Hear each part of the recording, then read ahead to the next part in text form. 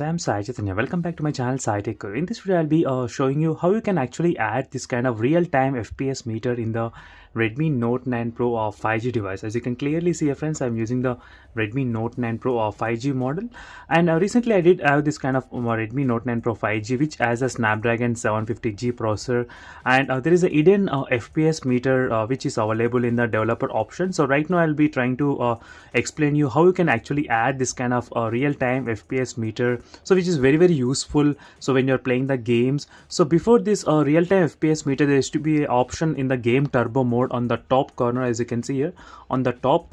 So every time if you want to see the FPS count meter, you need to do it like this, swipe from the top corner to get the real-time FPS count meter. But right now with the latest updates in the MIUI 12, so we are getting this kind of inbuilt FPS count meter in the device.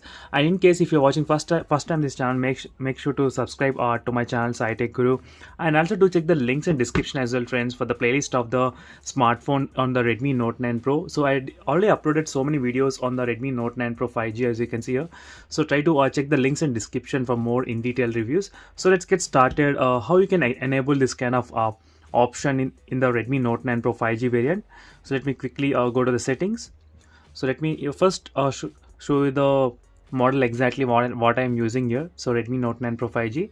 So first you need to enable the developer options before starting this test. So to enable the developer options, you need to go to the all specifications and click on the MIUI version.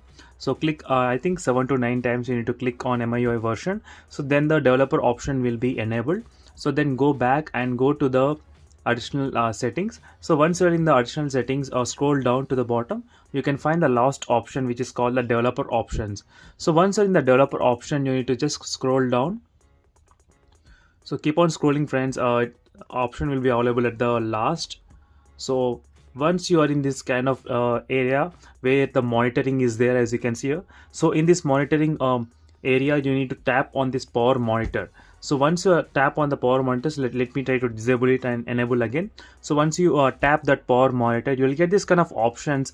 So where you can start the real-time FPS meter. As you can see, the phone has a 120 Hz refresh rate. So whenever you touch the screen, the FPS count will increase and decrease, so depending on the usage. So if you're not using anything, as you can see, the real-time FPS is at 0 and 1 FPS meter. So this is a very good tool which we can use to test the real-time FPS count in this mobile phone in the Redmi Note 9 Pro 5G variant. So when I'm doing the gaming test, I'll be reviewing this kind of using this real-time FPS meter, which is really useful to see the real-time FPS, which is also present in the POCO X3 variant as well. So this is a POCO X3 model and this is a Redmi Note 10 Pro 5G model. So same phone, both phones are having the same kind of real-time FPS meter. So I'll try to do the both phones side by side comparison while playing the PUBG game as well, and a lot of other games and a lot of comparison videos.